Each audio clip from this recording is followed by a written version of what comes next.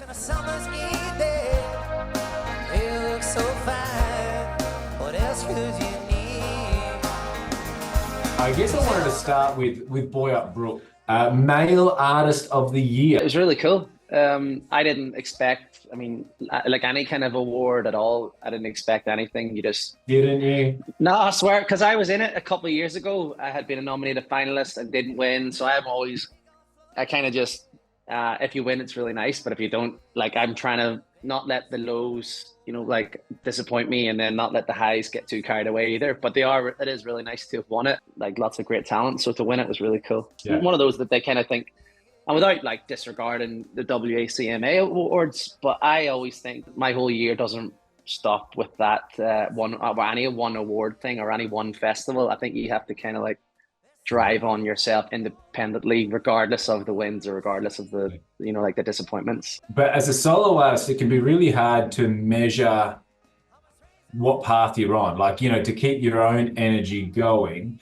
So I guess when you have people like, the WA Country Music Awards who have your back, I imagine that's quite helpful as a soloist to be like, cool, like I've got some sort of benchmark of some respectable people in the industry that that think I'm doing well. 100%. Even though I get these great players in with me, it's my name on the bill. So if it flops, it's on me. But if it's a success, I guess it's on me and the band. But yeah, again, the guys can, if it went to crap, the guys can sort of scurry off a bit and it's not their name put to it, It can be a lonely spot getting either, like I said, either if it is rejection or just even just being away, but when you're with a band, you've got a bit of camaraderie and you can kind of actually even laugh about some of the failures easier. Whereas if you're on, because I think that's the best way of dealing with it, is just laughing these things off. You've got an incredible 2024, like, Melbourne muster, Perth muster, like Coronas Tour, Ryan McMullen, like, and you're heading back to Ireland too. Like, an impressive year. You've got a great year ahead. It looks like you don't fail. Do you get times where you think, I should have had that. I should have had that gig. I should have had that spot, and you don't get it?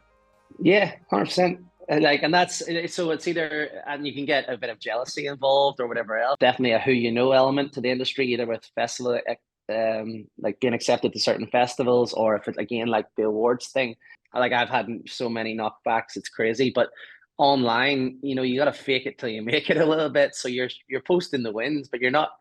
Like, I've had 2 festivals within the last month, say, not this time, you're not included. It could come down to money. It could come down to that they just don't like your songs, or the logistics of where the festival is, or if it's that they've got a certain number of acts from previous years, and I understand that they rely on it. My only thing I try and do is the ones that I play at, or the artists I work with, or the art festivals I play at, like, touch wood, so far it seems to work out, is that they normally always ask me back, or else the artist will stay in touch, because I try to be friendly and and work together, and really super helpful with anyone that like reaches out to me, and hopefully that that's reciprocated and blah blah blah. But so thankfully it's normally the newer ones, or people that haven't heard of me or have ever given me a go, that seem to knock you back, which there's a little bit of I'd probably get more annoyed if you've done something once several times and they never wanted anything more to do with you. That one would probably sting a little bit harder. But when it's just someone looking through a festival application and hearing 30 seconds of a track, and they've got 200 of these things to skip past, that one you can't really take to heart, I don't think. And some you win, some you don't, So it looks like I'm just winning, but again, that is because you're trying to create this snowball effect, or this wave the momentum, totally. So you're posting the wins. It's just keeping active on it. And I probably could post even more on social media and stuff like that, but I tend to try and do it when I actually have something to say. Yeah. So, but yeah, so I'm not going to put up an Instagram post saying such and such a festival in Queensland denied me this year. Your Instagram and your Facebook thing, it should be more of your successes than your failures, I guess. Yeah. How much do you feel online content influences real success? Like, whether you get a show or not, whether you get a support or not, people that and people that come to a show, how much do you think of that hinges on what your online profile is? I think I've got more success from meeting people more organically. Just take, for example, the Manager Country Music Festival 2022 we were on together. Yeah. I've had people follow me since that day. That was such a great day out in Mandurah. And I've had people follow me from that day, not only just online, but actually came to other events. I've met them in person then. I didn't meet them online. I met them in person at the show. Then they followed me online, but continue to go to other events. As opposed to if you find someone just online, yeah, you try and direct them more to the shows and to you buying your music and all that. If I had the opportunity between clicking my fingers and like just getting 500 Instagram followers like that, or 500 people and you're going to play in front of them, like I'd probably always pick the live audience because you're, you know what I mean? Yeah. So that, but don't get me wrong, the online helps, especially now with the upcoming tour. Aim a targeted message, but I don't think it's hard to beat just meeting something organic. Even these tours that I've done, it's normally because it's either been mutual friends or we've stumbled across each other's music, and then you reach out or you have a beer, or I'll catch one of their shows and we get chatting and or writing a song together. It's been way more organically that way than going, oh, Jonny has 5,000 something, you know. Like. Whereas, do you think maybe that online you are competing with far more noise? 1,000,000%, and I'm trying to get better at it. Even with but put it this way, none of it matters unless you're actually like writing good songs or singing good. They need to have that as a platform. But I'll take my Irish tour that's coming up. I paid a guy to make this great poster, and it stuck it up and said, "Hey, Ireland, coming back," and it went great. And then I remember like the next day, I think I was actually wearing this top in the video, and it was just like, just our like casual gym top, just posting, can't wait to come back. Like, and it was just a casual video of me.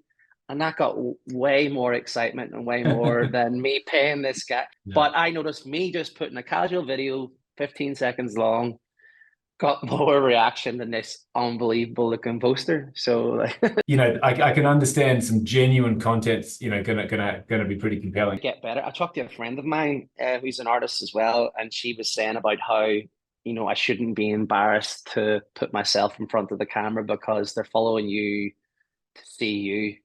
You know, like to hear my music, but then to see my face or your face or the band. Maybe that's wrong. Do you think, Jonny, like, I mean, like, as a live musician, you know, you like to connect with people, but when you're doing it to a phone, you're not like, there's no connection there. I think that's part of it, but I also think it's just like simple embarrassment where it's like, I know that there's so many guys that have been lifelong friends of mine at home that aren't in the industry like that I am, and then they're like, I'm nearly worried that they'll just be laughing, but then I completely know that they understand that's part of the business, that I have to do that. Even on Sunday night, I was just doing a cover gig. A woman had come up to me at the bar and was taking a video of her friend, and I just had to say hello in the video. It was like 4 of my friends along the bar just spent the next 5 minutes taking the piss out of me for it. And it's like, I didn't go up to her asking for a 10-second Snapchat video. And the girl was so lovely and polite, and she had a friend who'd moved away and used to come to one of my gigs all the time. She just wanted me to say hello, and that was it. Yeah. But I got 5 minutes of stick after that. Like, you've recently become a father. You know, I would love to hear how you have felt fatherhood has changed or impacted how you go about your music, and the time you spend on music, or the energy that you've got for music. You don't mess about with your time anymore. When it's time to work, you go and work, and you get it. Like, it's not just this hazy thing that's going to be done over 2 days, and I'm going to pick up a guitar here and there or everywhere. You go, this is guitar writing time, or this is whatever time, or if they've got to go to the studio, it's like, right, I'm going for 4 hours. Time is more organized. You got to be on top of that way. And then even the time away. So like, I'm going like to Sydney and Melbourne and Brisbane in May. And thankfully they're like 2 days at a time, and then a week at home, then 2 days. My partner is really supportive, which helps. To be honest with me, I'm probably still in the bubble of just loving being a dad and a new dad, that I don't pick it up every day. You know, I actually enjoy my days off where I just be throwing him in the air, you know, so. Totally. Yeah. Did fatherhood make you question at any point whether music was still the right career? I'm not stupid. If I wasn't financially making this a success, then that would, like, you got to be the breadwinner. You got to have it coming in every week. And luckily enough, I do. So, but if it was a scramble like that, then absolutely for sure, if you were in that position, it'd be only natural, and you'd be pretty dumb and selfish if you couldn't look at yourself that way and go, hang on a minute, we need to get this Yeah. steady the ship a little bit.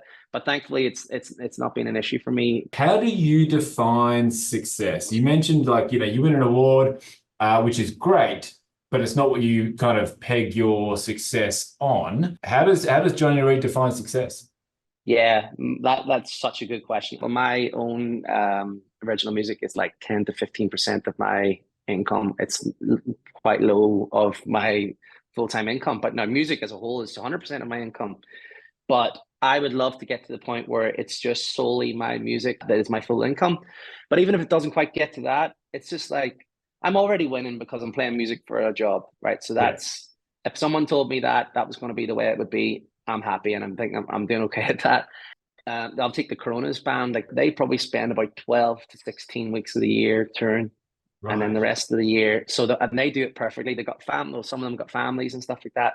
But I love that they could go do 2 weeks, blast it out, then come back home, do all the family thing, and then again the festival season come away, as opposed to like this massive success. Because what happens with the major label thing like the Ed Sheeran thing, going away for 18 months and or to 2 years every second year doesn't sound that fun to me. And I'm not saying I would ever turn that down.